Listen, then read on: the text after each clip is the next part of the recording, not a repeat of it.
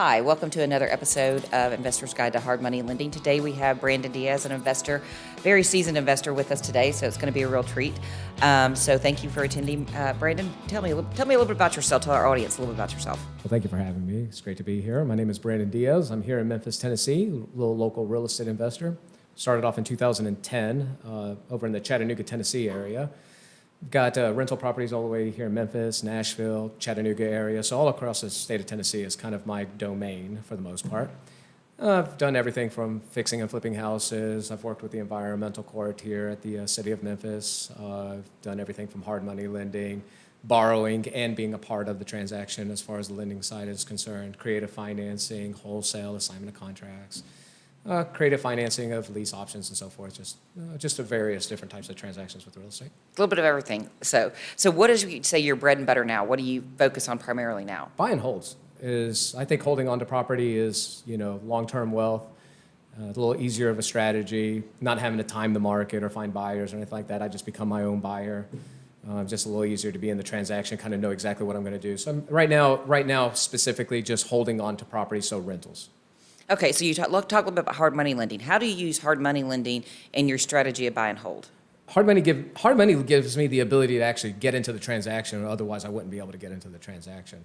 A lot of times what I tell people is that what hard money lending gives me the ability to do is to buy time to figure out what I need to do with the transaction later. So all of a sudden someone's coming up to me, whether it be a wholesaler or whether I'm in front of a homeowner or just a really smoking deal, opposed to passing up the transaction. What it gives me the ability to do is at least obtain the transaction, acquire it, and buy time to figure out what I want to do with it next, refinance it, whether I want to sell it, or whether I want to bring in a business partner or whatever I need to do at that point. But what I use hard money lender is mainly to get and to acquire the property, to buy myself a little bit of time to figure out what to do next.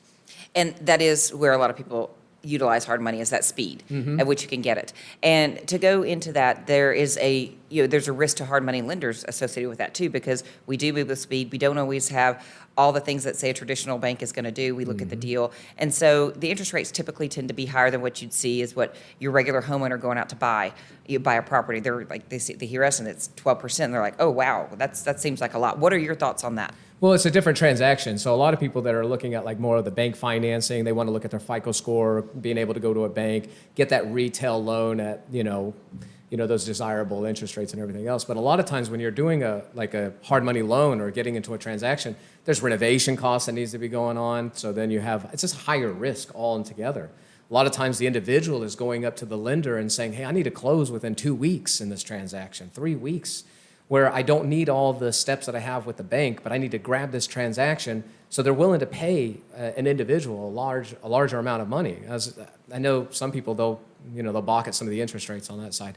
But if you were on the lender side of it, you would want to make money on your money. So you have to be okay with allowing the lender to have money. So like even my mother, I make sure that my mother, when I'm borrowing from her, I give her a good interest rate, at least a minimum of 10%, minimum, for even my own mother. A lot of people, they want to try to beat down their own family members when it comes to interest rates and everything else because they want to make as much money as possible. But the borrower is actually getting the best benefits, all the way from depreciation of the asset, for tax benefits, all the way from the cash flow if they decide to hold on to the property. They get the property itself. They get to all the equity. They get all the appreciation that occurs from it. The lender is only getting one piece of it, and that's just to lend their money out without being involved really as far as the day-to-day operation is concerned, and all they're doing is getting a return on their money. And a lot of these people, they would never lend their money out at what the bank rates would be lending their money out. But when they go to a person, they're saying, hey, I need the money fast, I need to be able to do this transaction, I want to be able to make money, but then they balk at the ability to, or balk at the person that's giving them a higher interest rate at, let's say, 12% above or something of this nature. They're only shooting themselves in the foot for that. They'll look back in the later and they'll say, I really wish I would have done the transaction and not looked at the interest rate, basically. Yeah, and you look at it too, that 12%, it's a lot less than if you go to a buddy and say, hey, for this, and like, hey, I want 50% of the profits. That's a lot more. So when I first got started in 2010, the lenders were not easily just lending at the time. I was 24 years old. Gee, I wonder what happened right around that time. Yeah, it was the crash. So I couldn't just go to the banks or any of this type of stuff. So I had to do partnerships at the very beginning. those partnerships were way more expensive than the actual hard money lenders. So having 100% of the transaction did mean that I had 100% of the responsibility. There was 100% more risk involved. But when I went to once you start gaining experience, then I realized that the partnership was the most costly amount of money over the hard money lending by far. I mean, it wasn't even hands down. Splitting 50% is way higher money than actually paying a 12%, 13 or 14 or even 15% interest rate. And a lot of times they're not a silent partner either. They decide, even if they don't have much experience in real estate at all, like, oh, I want to do this and this, or let's do this finish, and it costs you more money in the long run there too. The holding costs will cost you so much, even if you don't even have a loan on the property. Just holding the property all the way from insurance, all the way from the property taxes, even if there wasn't even a loan on it, it is still costing you money every single day. So when you're bickering back and forth with a partner and they're fighting or can't figure out what to do with the kitchen or countertops or backsplashes or anything like that, each and every single day that is costing that individual money. And if you're waiting 6 months out, 9 months out, sometimes having the money, what it does is it forces an individual to go and say, hey, I have to be responsible because I am put myself in the position I have to pay this lender back. So they wake up and actually do it. But sometimes when an individual gets into partnerships, one's not doing as much as the other one's doing. There might not be a loan on the property, so then there's a little bit more lax on it. Next thing you know, the transaction's taking a year, year and a half, 2 years. And then they wonder why they didn't make any money or real money after that time when they sold it. Where it's better just get in, get out, and then just do it as a professional and just start making your money immediately. And that's where you can look at too. Yes, okay, there's the 12% or there's the origination fee on it. But you get in, you get out, you're starting to recycle that much more. So you're recycling that money. If you get in 3 months and out in 3 months, you refinanced it. Okay, now you can go on to the next project and keep moving along. That's why it's referred to as a currency. Money is a currency. So think of it as like a current of money, current of like a flow of a river almost.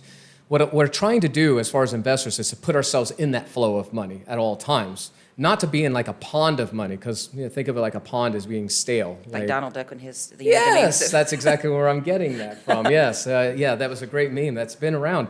What we're trying to do is put ourselves into the flow of money. So our goal is not to just do one transaction, but to build a relationship with this individual, build a relationship with wholesalers, just build a relationship with contractors, and that flow of money just goes through a synergy. And what we're doing is we're being a part of that, and we're trying to be into it long term. It's not we're trying to do like one flip and then we're done for the rest of our lives. We're trying to give ourselves our independence. We want something for our families. We want to be able to give them assets for long periods of time. The only way that you're going to do that is to acquire assets. Well, if you don't have the money, you have to get involved in either a partnership, which we already described, can be really expensive, or you need to start moving into looking at maybe, I think that the interest rates are expensive at maybe 12%, but over the long run, if I really look at this over a 10-year period of time, that 12% is actually really cheap. It's only really 1% per month is really what the person's actually borrowing if they really break it down. And if they decide to either pay it off or sell it or refinance it, they've only paid maybe, let's say they only were in the transaction for 6 months. It's only 6% interest rate actually, based on an APR standpoint. Right. Yeah, you're exactly right. And so we talk about some people, they're scared to get into this because of the expense or this, and so they wait and they don't get involved in it. And we had the conversation before we started this. I said my husband and I kind of did this where we finally jumped without a parachute. And you talked about your military experience. Kind of elaborate on that a little bit more. Okay, yeah. So yeah, what we were referring to is talking about why a lot of people don't get into transactions because more of the fear. And I was basically relating, if you actually look at the demographics and look at entrepreneurs, one of the biggest demographics of entrepreneurs are military service members. And a lot of people will say things like, well, that's because they're dedicated, they have leadership skills. Which is all true. 100% true, right. But I look at it more as like a secondary factor, not the actual primary factor of why they're getting to be entrepreneurs. My experience and what I feel is that once a military member, service member, and you can relate to this just being in business, that unknown factor of signing documents or doing something that you're not familiar with and then actually doing that. So anybody that served that's listening to this would know, like, you've been to the gas chamber. So that was an unknown factor. Or you maybe deployed, went to Iraq or Afghanistan or wherever you deployed to. And that was an unknown factor why the moment that you were stepping through. Once you pass that, you look back and you're like, it wasn't as bad as I thought it was going to be. It was more like I was in my head about it the entire time. That feeling when you're doing a real estate transaction, signing a contract, a purchase and sales agreement for the very first time, It's hard. It's scary. It's super scary, super scary. The reason a lot of military members become entrepreneurs is because that feeling is not so far detached to something they felt before. Whereas you've got a lot of people, they may have went to maybe a college or something like that, but they may have been really supported or they've been felt really, really supported. And then all of a sudden they're getting into something they don't feel as supported in.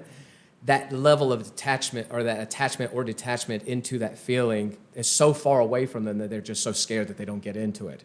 And my biggest recommendation to those individuals is all they're doing is actually creating a habit for themselves that 10 years, 20 years down the road, they're just going to be in their minds all the time thinking to myself, why am I not doing anything? And it's kind of that self-reflected, like wishful thinking. Because they're safe. They're safe at their corporate job. They're safe in that. But what if you're 55 years old and you get laid off when you weren't planning on it, and then your safety net's gone? It's that hindsight 2020. You want to be able to look back at it and say, I actually did something about it. I pushed myself to the very limit. I did everything I possibly could.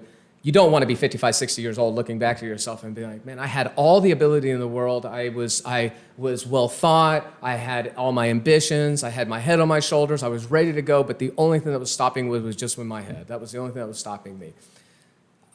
I would recommend to a person what you've done to yourself 55, 60 years old is just created a habit for yourself of being scared all the time. It's not going to get easier when you get older.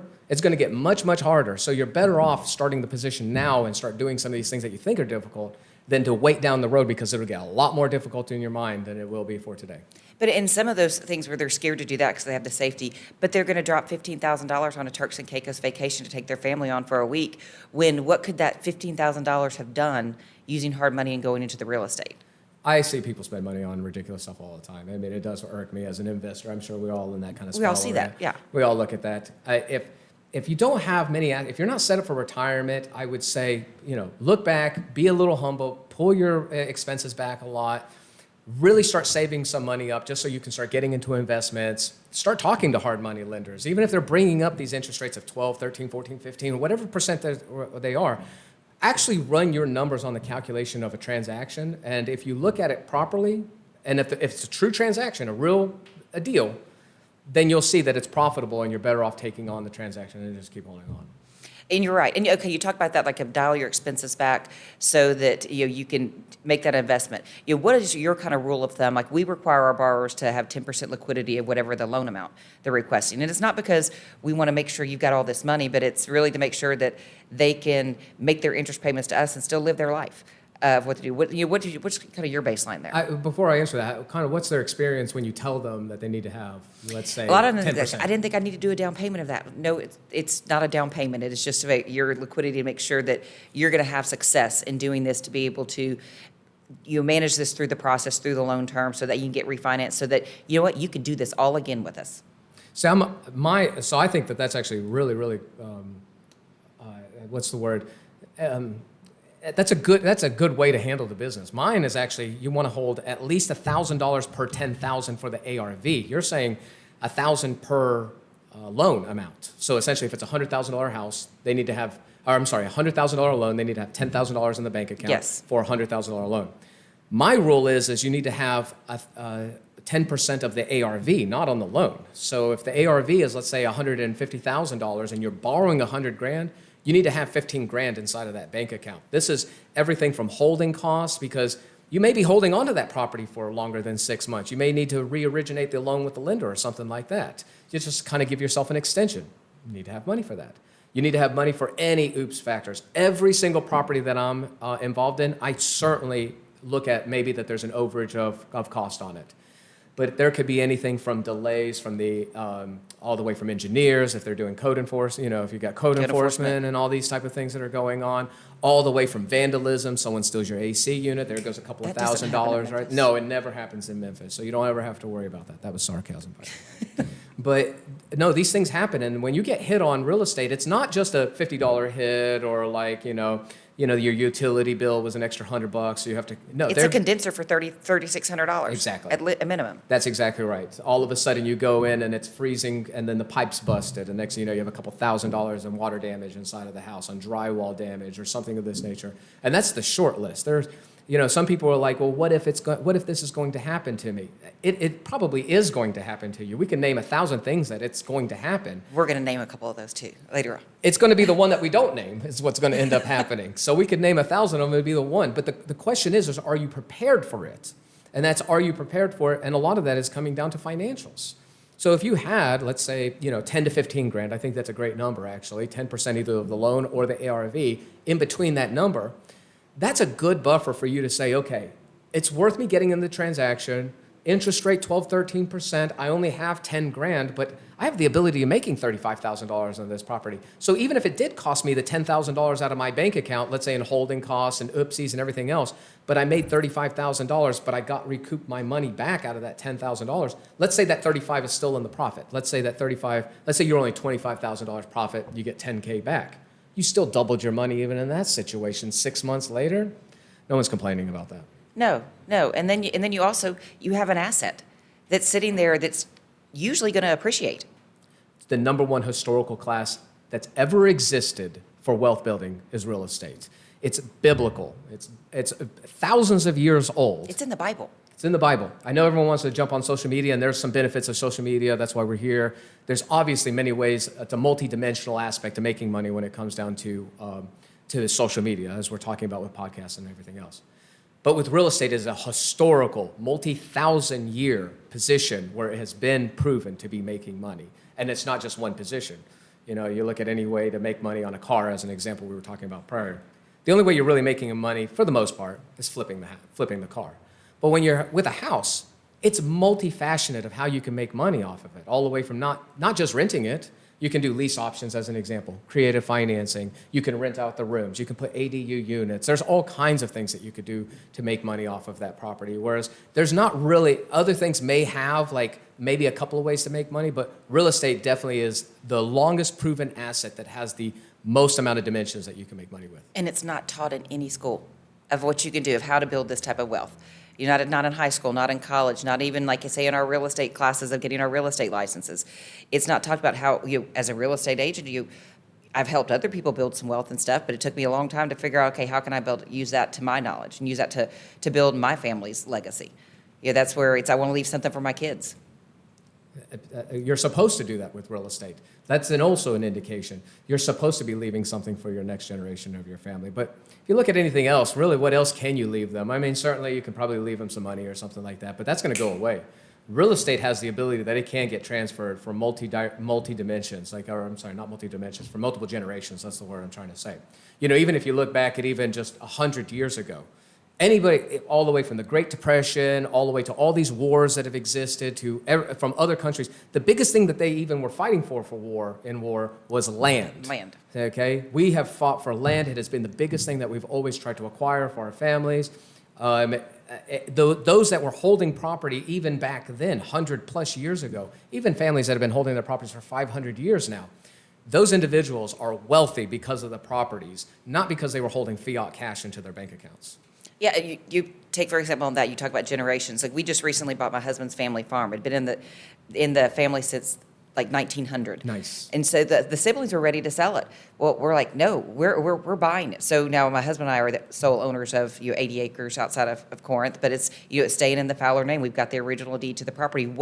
And our talks are building something, a little vacation spot or whatever to go out there hunting and stuff. But hey, we want to put the family pictures on the wall from generations past, because what can you give? What better gift can you give your kids except a legacy? We're on the same page on this one.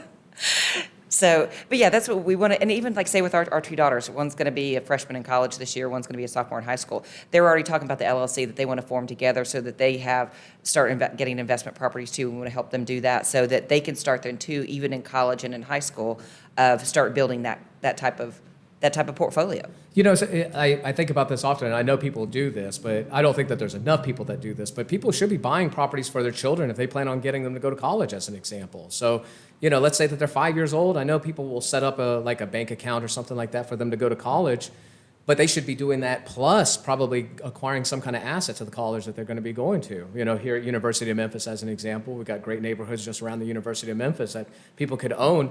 Just rent them out for the room, just as a cash flow standpoint. Get all the benefits that we were just talking about earlier. Let's say that their child's 5 years old now. 15 years later, they're ready for college, or roughly around that time. Well, then that asset will be worth so much more during that period of time. They will have an easier position to get their kids into college, and they'll have an asset that they could probably even give to their child as a benefit to graduating college. It turns the entire family around. but they won't have that turnaround if they're constantly focusing on the cost of money as an interest rate, as an example, like we were talking about earlier. You talk about that like she's going to University of Ole Miss down there. 3 years ago, we knew that was probably because my husband graduated from there. She'd been going there all her life. So we're like, let's buy a house down here. So it was smart. 3 years ago. We bought it for about half of what we could sell it for now. And so she's going there. So she has to live in the dorms her freshman year. Sophomore year, it's 4 bedrooms. Get their 3 roommates. You know what?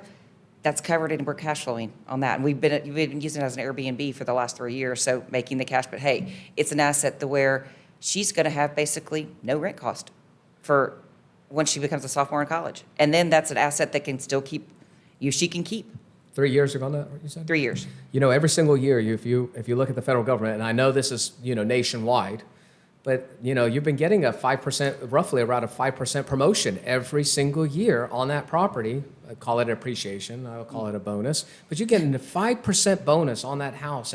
So you're probably over 15% just in the growth of the value of that property over the last 3 years. We're almost double because it's Oxford. Because it's just on a nationwide. standing where I'm at right now, I could just easily say that you're at least that. So Yeah. I mean, 3 years ago, there's people that have doubled their money on houses. You don't get those benefits if you're not doing anything.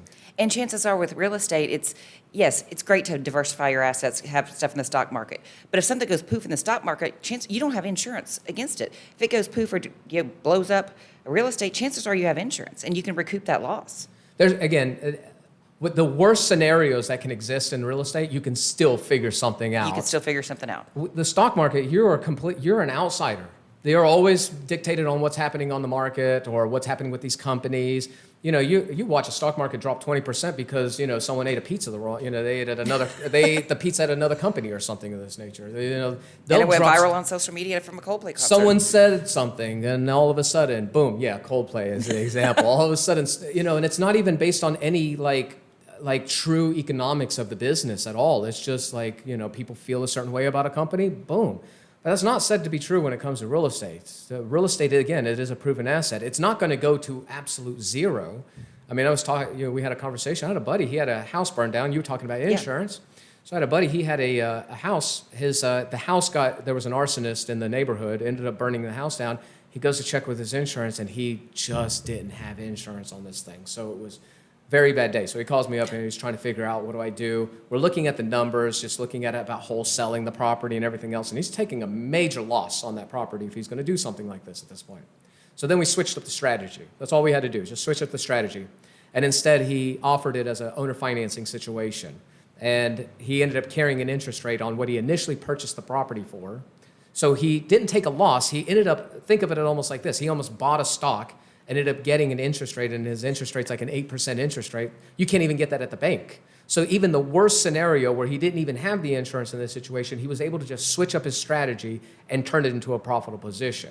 So that's the difference between a stock market and real estate, is that the worst case scenario in real estate, if you are adaptable, if you do have this ability to kind of like work with the transaction in any kind of way, and you're not going to just abandon the property, there still is something you can do with the property to make, you may not be able to get it perfectly the way that I just announced it. You may have to take some losses on certain things. Not everything's a home run. Not everything's a home run. Not everything's just going to even be a break even if the worst case scenario happens. However, people have this idea that it's going to go to zero.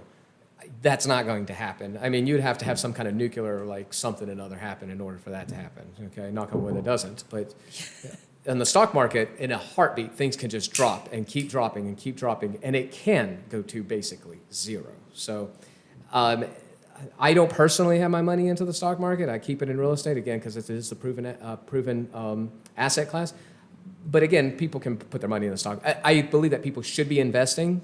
Investing, yes. But if you've got a lot of stock, then you're definitely leveraged enough. When I say leveraged, as far as the risk is concerned, to start getting into real estate, without a doubt, if you have anything in the stock market. Because there are enough people around to help mentor you to get into it. Because you don't make the same mistakes we did, or learn from what we did and learn of what we had success with and take that. You don't always have to reinvent the wheel.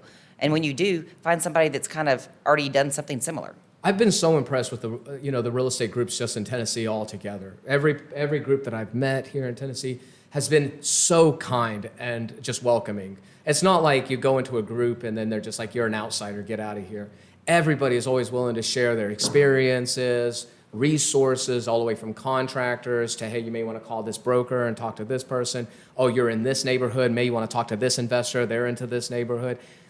And it may be just here in Tennessee. It might be a Memphis thing as well. Just we were very, very welcoming to anybody that brand new even coming in. Just have a conversation. Like we want to share, not push them out. We want them to be involved because we know that there's no such thing as competition as far as the market is concerned. There's only collaboration. The more that work together, the better that we operate.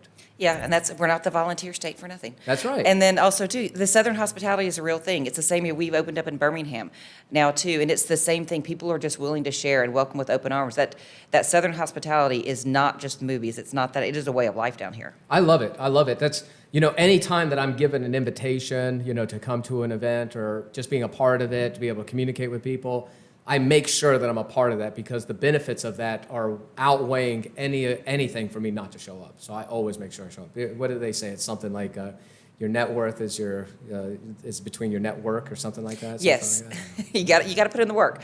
Okay, so we're going to start wrapping up now. But going into, we talked about some worst case scenarios, the worst thing that you've ever had happen. I'll go with one that we've done with CoreLend. This is before I was actually the loan manager. Yeah, please. But I'm calling. It's a property that we had to take back. So already not a good situation there. Ouch. And I've listed it. And then so I went to check on it one day, and I'm like, Richie, the house has pretty much been stolen. He's like, what do you mean? I'm like, there are no cabinets, there are no light fixtures, there's no anything. So we got into it. I'm like, my lockbox is gone too, so I can't get into it because they stole the back security door. And so we get into it. They've stolen the toilets. They've stolen everything except the walls and the structure. So that was a fun one. Luckily, we got insurance claim. Ended up selling that one, but there was a lot of lessons learned on that one just as a whole. But so yeah, you never can be shocked at what you can see here. So you go and tell me one of yours. Well, I get every house that I get into, any transaction I get into, I am expecting the worst case scenario that I have to be involved. All the way from there was a house, I could just remember a couple of them that just kind of just way in the back of my head that I just like, oh man, I wish I didn't get into that transaction.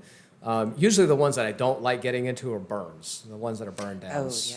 Because it's so close to new construction that, they really want to base it on new construction that it's getting a little... And they do a lot now. They do, currently right now, so I did pick up a property that's very similar to that, but it was just an abandoned property for probably 15 years, but shelled out.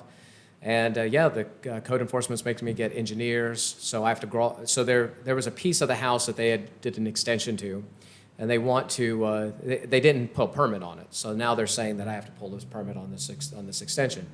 Well, that means I have to go new construction. So they were talking about raising the house off the ground. So the house had a slope that was going inside of the house, essentially, for those that aren't seeing me visually here. So the slope was going inside of the house. Well, they were saying that it was basically degrading the house because of the erosion and so forth. Put a marble at the top of it, and It's going to roll straight down. That's correct. So they wanted me to level that out, so I did that. But then they told me that the crawl space was only had like 6 inches or something like that. So then they made me dig out. Because you got to be able to crawl under it. 20-inch crawl space. So then have to dig a hole, and then it's just hand digging unforgiving shovels of just, it was probably about 18 tons of shoveling that I had to remove. What time of year was this? Oh, this was last week. Oh, okay. So nice, cool temperatures too. Nice 95 to 100 degree temperature, 99 degree temperatures, just no AC in the houses or anything like that. So nice and hot. So, I've grown to be very accepting that things are going to happen on property, and I no longer go into this position of complaining and just like, oh, this happens and this happens. It just is what it is. It's just the only thing I can do is what I can do, and I get involved. One thing I will never let, like you were talking about the kitchen cabinets and the toilets and everything else, a borrower should never let a transaction like that happen. They should always be involved into it and make sure that their lender is protected, and a lender should never get their property back, because that is your reputation is higher than the credit score. These guys are, so set in their credit scores going to the bank, but your reputation in the market is way higher. Especially, and you look too, I know we're talking about Memphis here, but a lot of the like Birmingham, like some of these, I'm sure Chattanooga, even Nashville, they're big towns, but they're really not. A lot of these people, a lot of these investors, they run in small circles and tight circles. And your name, it takes a long time to build it. It doesn't take very long to tear it down at all.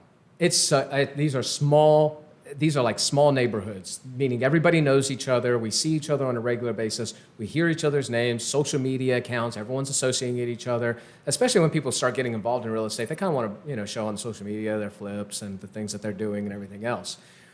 If you get one bad name, you're not able to get back into transactions after that, because everybody will know and nobody will want to get involved. Or it gets very difficult, I should say. I shouldn't say zero, but it gets very, very difficult. And I would say that too, but it's also about personal accountability. If you take ownership, like, hey, I messed up here. This was not the right thing.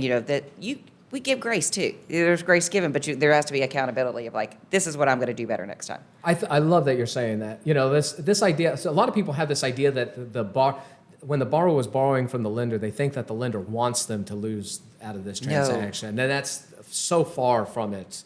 You should have a good relationship with your lender. Worst case scenario, your communication with your lender should be above par, 100%. Exactly what's going on with the transaction, how far along you are, what have you done to make. I had a buddy when the interest rates hit really right after COVID, 2023, I guess, right when Jerome Powell raised the interest rates on us. I had several buddies of mine. They had heavy interest rates. They were borrowing from hard money lenders. They've already completed the transactions. They're on the market. They're not selling because the interest rates had just jumped up so high on them. So they're holding costs. Everything was done. The property's done. They're all good to go. But they couldn't keep the property anymore. And unfortunately, they had to go back to the lender, just talk to the lender. And the lender would ended up having to do like short sales onto the property just so they could sell it and get it off their books. In some transactions, the lender would take the property back. But it was mutual agreement type stuff. It wasn't like a forceful take back where you're having to go through court processes and get attorneys and everything else. They were actually well communicated, dealings with each other, because the deals are the people. People are looking at the house. The house is nothing more than the byproduct. The only way that the transaction got done was the people. So Yes. If you keep the relationship with the people going, then guess what? They will continue to trust you for the next transactions and going forward. It's communication. If you run into 100%. trouble, don't wait till you're 6 feet deep in that trouble. Wait for like, hey, I see water coming in over the top of my shoes. Not, hey, I'm up to my neck. Personal accountability at all times. You have to take responsibility. Even if the transaction's not going smoothly, even the investor, and I recommend every investor not blaming contractors or blaming the code enforcers or blaming your lender or blaming whatever. Just take full responsibility to it. Go to your lender. Have a good communication with them. You would be surprised at how well that will actually work. If you're doing everything you're supposed to be doing with all your people, going to the transaction, taking it responsible, you will bode yourself well in the future if you do something like that. I agree 100%. Well, I know we're pretty much wrapping up. Do you have any questions for me? I know we've been just chatting back and forth, so probably not. I've got 1,000 things I could talk about. I mean, we could probably go an hour, but yeah, I think it's a good time to stop. But yeah, I appreciate you having me. Okay, all right. Thank you very much, Brandon, for coming on. Thank you Pleasure's all for mine. joining in, and tune in for next time. Thank you.